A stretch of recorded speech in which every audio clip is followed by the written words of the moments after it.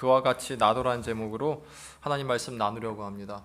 그러면 하나님이 우리 전체에게 주신 부르심이 있어요. 우리 모두에게 주신 부르심. 우리 모두에게 주신 부르심이 뭐냐면은 사는 겁니다. 그러니까 살아가는 게 부르심을 따라가는 거예요.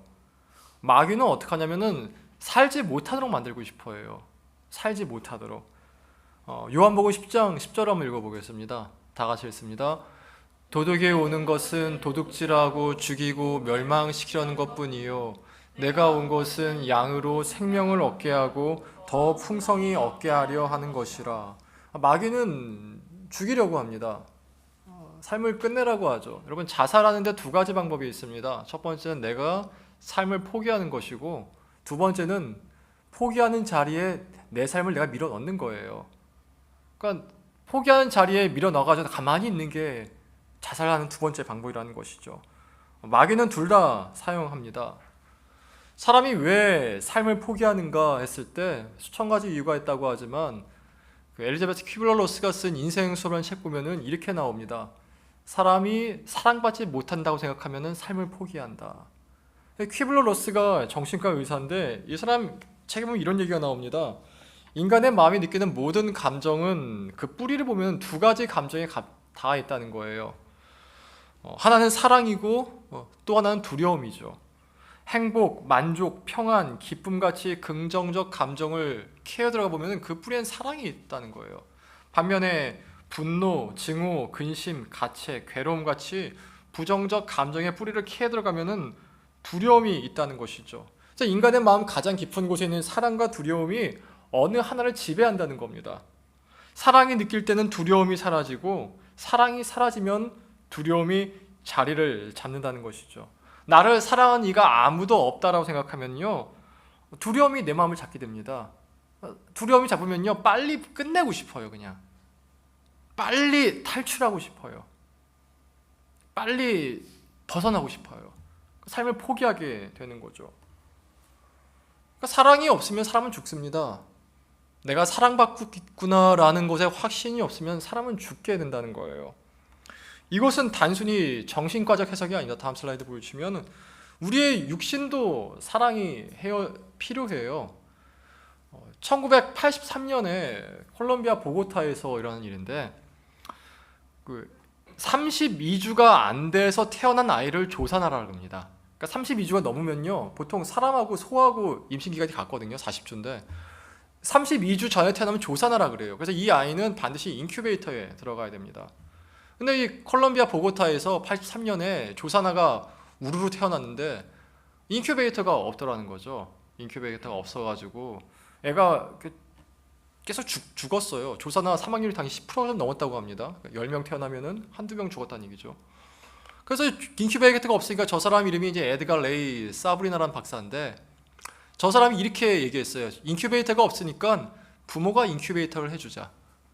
엄마든 아빠든 캥거루가 자신의 주머니 속에 아이를 넣고 케어하는 것처럼 우리 엄마 아빠가 한번 케어를 해보자. 그래서 나온 게 캥거루 케어라는 겁니다. 캥거루 케어가 뭐냐면은 애가 태어났을 때 엄마 아빠가 맨살을 대고 꼭 안아주고 있는 거예요. 꼭 안아주고 있는 거. 근데 이렇게 꼭 안아주는 것만으로 조산아 사망률이 10% 넘는 데서 0.5% 미만으로 떨어지게 됐어요. 신기하죠? 인큐베이터가 제공하는 그 모든 것이 그냥 엄마 아빠가 안아주는 것만으로 해결이 되더라라는 거예요. 이것이 지금도 사실은 정확한 원리는 규명되지 않았어요. 왜 이게 아기를 살리는지. 근데 소아심리학과 박사가 이 말을 했습니다. 0세부터 2세까지의 아이들은 오직 스킨십으로만 사랑을 경험한다는 거죠. 그러니까 우리 시온이가 잘하는 것 중에 하나가 뭐냐면 애를 잘 안아줘요. 정말 잘 안아줘요. 그래서 처음에는 라유리가 시온이 막 울었는데 요새 시온이면 안아주고 안겨요. 그러니까 팍 안아줘요. 여러분, 애들은 안아주는 게 사랑하는 거예요. 이게 캥거루 케어임은 딱 하나였어요. 사랑한다고 표현을 계속 하니까 죽을 아이가 살아나더라라는 겁니다. 여러분, 이게 아이만 그렇습니까? 어른도 그래요. 몇 년 전 나온 다큐멘터리 중에 KBS 다큐멘터리 마음이라는 게 있었습니다. 6부작짜리인데 보신 분 혹시? 이거 굉장히 많이 인용됐거든요. 이 마음이라는 인데 여기에 이런 통계를 인용해요. 여기 이 다큐 6부장의 6회를 보면은 일주일에 1회 이상 교회를 가서 예배드리는 사람과 그렇지 않은 사람들의 6년 뒤를 조사해 봤어요. 미국 조사입니다. 근데 사망률 차이가 70세 이후부터는요 40%가 차이 났어요. 또 이런 통계도 인용했습니다. 이 다큐멘터리에서 하버드 대학의 연구를 인용하면서 70세 이후에 중환자 수술을 받은 사람들 중에 종교가 없는 사람들은 6개월 뒤에 약 20%가 사망했습니다. 반면에 평소에 일주일에 1회 이상 교회를 나간 사람들의 사망률은 5%였어요. 매일 성경 읽고 기도하던 사람들의 사망률은 0%였습니다. 6개월 뒤에 말이죠. 여러분 차이가 뭐예요? 종교 생활이에요? 아니에요. 차이는 뭐냐면은 내가 사랑받고 있다는 확신을 매주 받는 사람하고 매일 받는 사람하고 없는 사람하고 차이예요. 여러분 오늘 우리가 예배에서 딱 하나 얻어가야 된다면 이거예요. 하나님이 나를 사랑하고 계시구나. 이거 얻어가야 돼요. 이거 하나 얻어가야지 내가 살아요. 복음의 시작은 교리가 아니에요. 복음의 시작은 내가 사랑받고 있구나예요. 하나님의 사랑받고 있구나. 내 상황과 환경과 상관없이 하나님 지금 나를 사랑하고 있구나라는 거예요. 예수님께서 우리에게 서로 사랑하라 말씀하신 이유는 그게 좋아 보여서가 아니라 이 땅을 살아갈 수 있는, 풍성하게 살아갈 수 있는 유일한 길이기 때문에 그래요. 요한복음 13장 34절을 한번 읽어보십시다. 다 같이 읽겠습니다. 새 계명을 너희에게 주노니 서로 사랑하라. 내가 너희를 사랑한 것 같이 너희도 서로 사랑하라. 여러분 교회의 가장 큰 부르심은 사랑하는 겁니다. 사랑하는 거예요. 우리가 다음 세대에 보여줄 게 있다면요 교회 안 사랑하는 모습 보여주는 거예요. 부모가 자녀에게 보여줄 모습 하나가 있다면요 사랑하는 모습 보여주는 거예요. 여러분 어렸을 때 어머니 아버지가 얼마나 좋은 차 탄지 기억하십니까? 얼마나 좋은 집 산지 기억해요? 기억 못해요. 우리가 어렸을 때부터 지금까지 쭉 기억에 남는 한 가지는 우리 엄마 아빠는 정말 사랑하던 사람이었어요. 이거 하나예요. 제가 제 나이 또래 때 물어봤을 때 엄마 아빠가 정말 사랑하는 사람이었어요 얘기하는 사람은 제 친구 중에는 한 명도 없었어요. 단 한 명도 없었어요. 교회 가서 한 명 만나봤어요. 우리 엄마 아빠는 정말 서로 사랑했어 라고 하는 사람. 근데 여러분도 어떨지 모르겠지만 여러분이 여러분 자녀에게 물어줄 거는 여러분이 우리 교회 다음 세대에 물려줄 건 이거 하나예요. 우리 전 세대는 정말 서로 사랑했어. 그들은 정말 하나였었어. 이거 하나 물려줘야 돼요. 근데 여러분 사랑하는데 그냥 사랑하는 게 아니라 이렇게 써있죠. 내가 너희를 사랑한 것 같이. 하나님이 나를 사랑한 것처럼 사랑해야 돼요. 이건 방법을 얘기합니다. 사랑에는 수만 가지 방법이 있다 얘기해요. 그러나 우리가 사랑해야 하는 방법은 예수님이 나를 사랑한 것처럼 사랑해줘야 돼요. 1907년에 평양에서 대부흥이 일어났습니다. 여러분 부흥하면 뭐가 떠올라요? 갑자기 많은 사람들이 교회에 오는 것, 갑자기 많은 사람들이 예수님 믿는 것, 그래서 막 도시가 뒤집어지는 생각하죠? 1907년 평양 대부흥 때 대부흥 이전에 교인이 11,000명 있었어요. 통계에 따르면은 대부흥 이후에 교인이 얼마나 증가한지 아세요? 3만 명이 됐어요. 그러니까 부흥 전이나 부흥 후가 당시 평양의 인구수가 50만쯤 됐는데 그렇게 많지 않았어요. 그렇게 많지 않았어요. 근데 그것을 왜 부흥이라고 얘기하고 있냐면요. 1907년에 부흥이 일어났을 때 교회 대부분의 사람들이 죄를 회개하기 시작했어요. 근데 그냥 죄를 회개한 게 아니라 있을 수 없는 죄였죠. 주인이 이렇게 회개했어요. 주인이 내가 노비를 사랑하지 못해서 회개했어요. 남편이 아내 몰래 불륜을 저질렀다고 회개했어요. 당시에 남편이 첩을 두건 기생집에 가는 거는 유교 문화에서 죄가 아니었어요. 근데 그걸 회개하기 시작했어요. 왜 이렇게 회개가 일어나냐면 이유는 하나예요. 내가 내 주어진 사람들을 더 사랑하기 위해서 회개했다는 거예요. 그러니까 당시의 기록을 보면은 평양 대부흥이 일어났을 때 미국 선교사가 보고 이렇게 얘기했습니다. 지금 한국 교회가 가정이 회복되고 있어요. 우리 미국 교회는 이혼율이 급증하고 있는데 말이죠. 미국 선교사가 뭘 부러워했는지 아시겠어요? 사랑의 회복됨을 부러워했어요.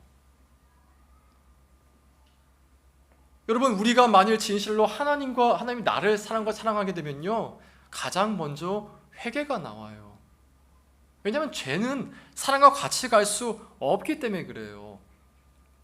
여러분, 우리가 보통 사랑한다고 했을 때 날 다 받아준다고 얘기합니다. 근데 여러분, 여기 부모님이 계시겠지만 부모님들이 아이들의 모든 모습을 다 받아줍니까? 아이들이 하는 거 잘하고 있어 다 이렇게만 얘기하나요? 여기 뭐 유나 부모님이 계시는데 유나를 제일 많이 혼내는 사람이 저 사람들일걸요, 아마 여기 중에서. 왜 제일 많이 혼냅니까? 받아줄 수 없는 모습이 있기 때문에 그래요. 사실 사랑이 높으면 높을수록 기준이 엄격해져요.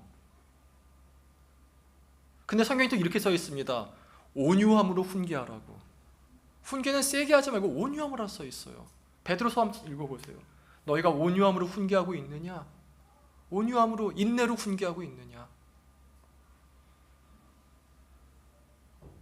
여러분, 사랑하는 사람이 죄로 말미암아 하나님과 끊어지고 있는데 그것을 좋아할 수 있는 사람은 아무도 없습니다. NEJM이라고 미국의 비영리 단체가 있는데 여기서 이런 보고를 했어요.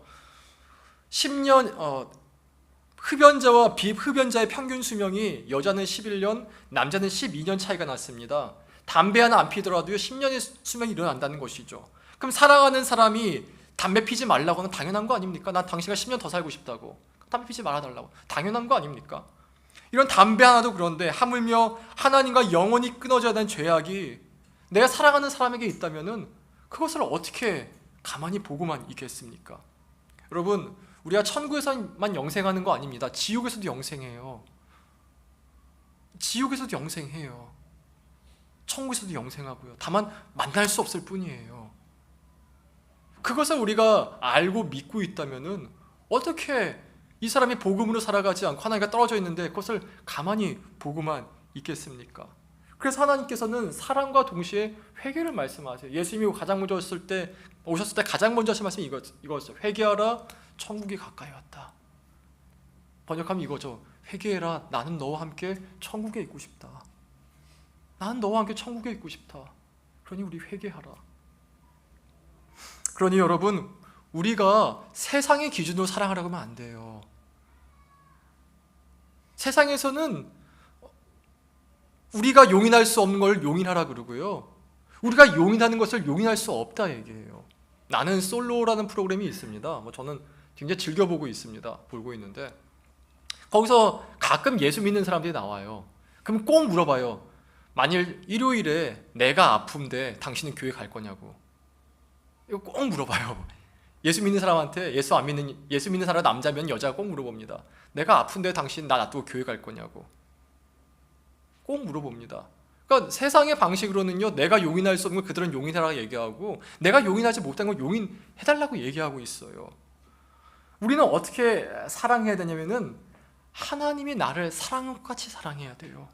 사랑의 기준이 철저히 하나님께 있어야 돼요. 하나님이 나를 어떻게 사랑하셨습니까? 하나님이 나를 그리스도 안에서 사랑하셨어요. 그리스도 안에 사랑하셨어요. 우리도 이렇게 사랑해야 돼요. 예수님의 눈으로, 그리스도 안에 사랑한다는 것은 예수님의 눈으로 상대를 바라보고 예수님의 방식으로 상대를 대해야 됩니다. 이게 참 말은 어려운데요, 되게 쉬워요. 내가 복음 안에 있으면 돼요. 내가 복음 밖에 있으면은 이거 되게 어려워요. 막 기준이 막 생길 거예요. 이거 어떻게 해야 되는 것이지? 그러나 내가 복음 안에 있으면은 내가 하나님이 나를 사랑하시는구나라는 그 안정감에서 사랑할 수 있어요.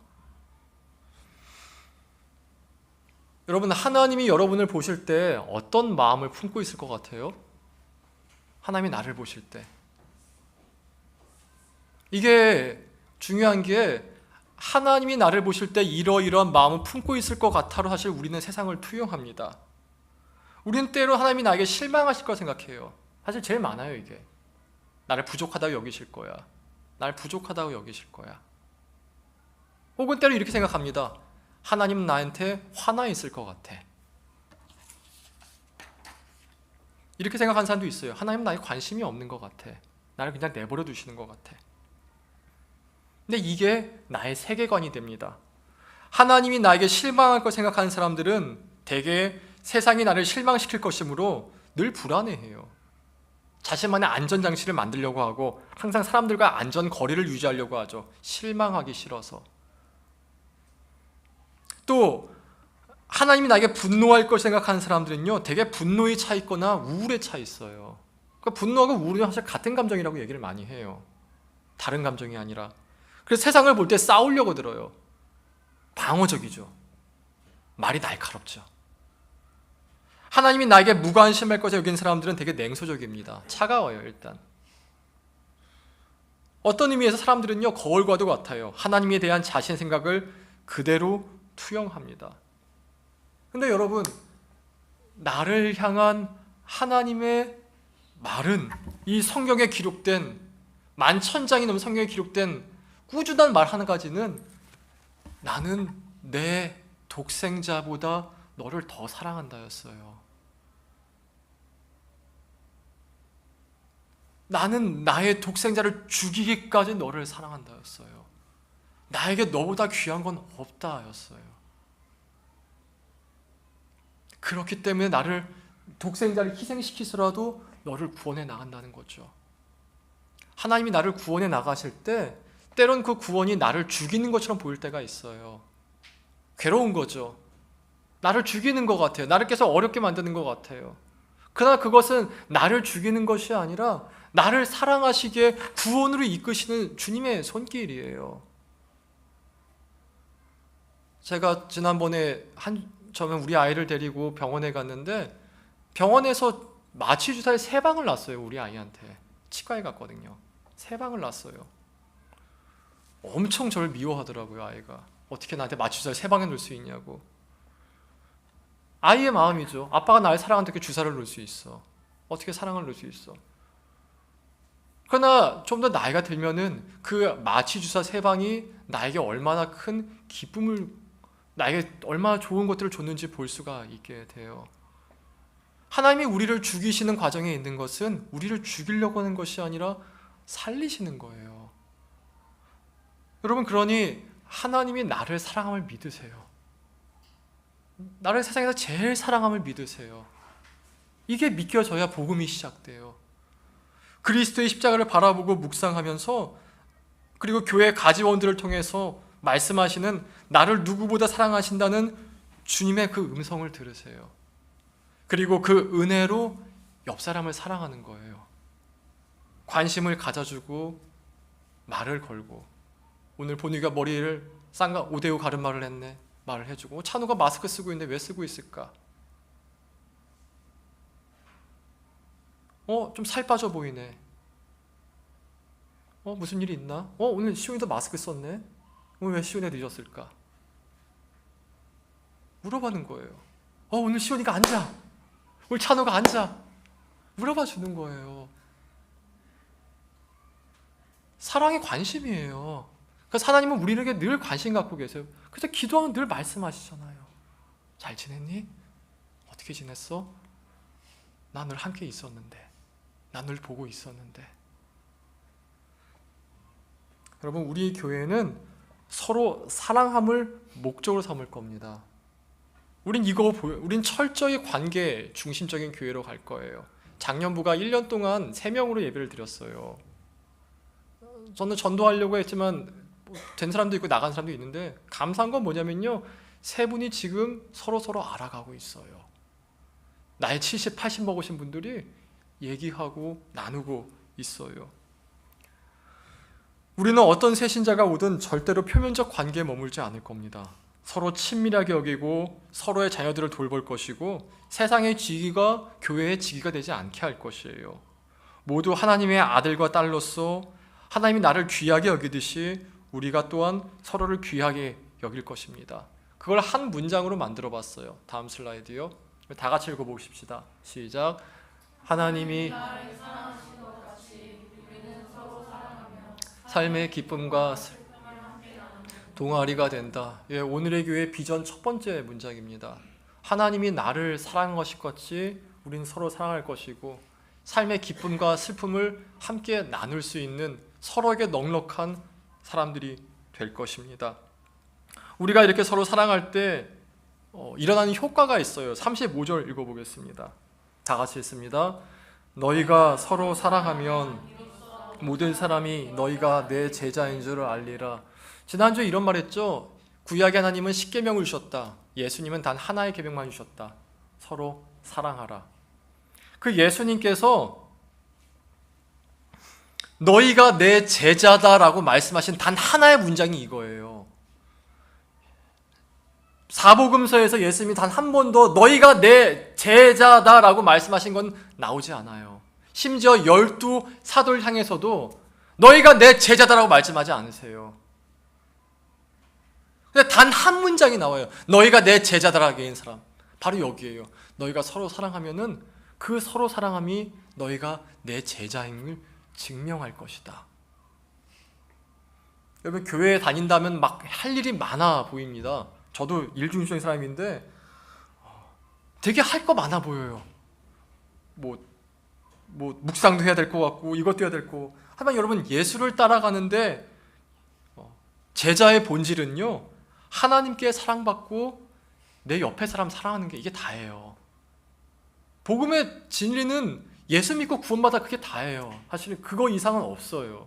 예수 믿고 자유롭게 살아라예요. 하나님이 널 사랑하시니 성령이 이끄신 대로 자유롭게 살아라. 그러니 여러분, 거룩함으로 사랑하세요. 온유함으로 사랑하세요. 그때 나뿐만 아니라 우리를 바라보는, 특별히 우리 다음 세대가 저기에 정말 예수가 있었구나라고 알게 될 것입니다. 말씀을 맺겠습니다. MBC 기자 출신으로 목회자 되신 분 중에 조정희 목사님이라는 분이 계세요. 아마 아시는 분은 많이 아실 겁니다. 그분이 한 성도의 질문을 받고 대답하는 그런 유튜브가 하나 있어요.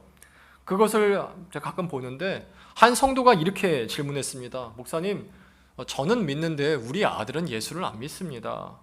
교회도 안 나옵니다. 어떻게 하면 우리 아들을 교회로 데리고 나올 수 있을까요?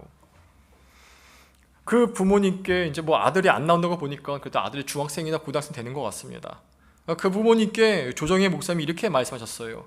교회를 데리고 나오지 말고 교회가 되십시오. 교회가 되십시오. 그러면서 이렇게 설명하셨습니다. 교회는 장소가 아니라 사람들의 모임입니다.